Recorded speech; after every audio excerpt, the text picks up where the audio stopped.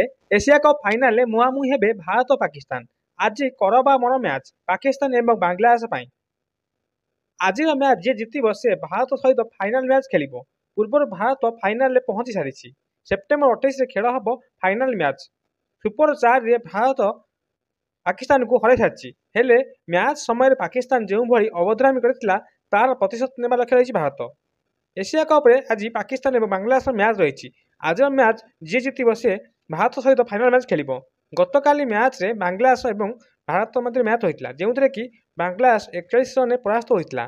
भारत प्रथम बैटिंग कर 6 wicket 168 run करता।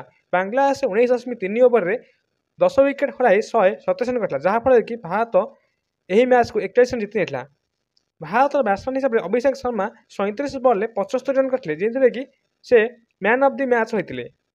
ग्रुप ए रे एबे एशिया कप रे भारत 3टी मैच खेली 6 पॉइंट पाई 1 नंबर बेले ग्रुप ए रे पाकिस्तान 3टी मैच खेली 4 पॉइंट पाई टेबुल 2 नंबर रही। से बांग्लादेश 3टी मैच खेली 4 पॉइंट 2 नंबर रही।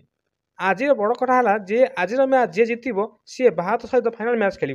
तेणुक आज मैच उभयों करबा मर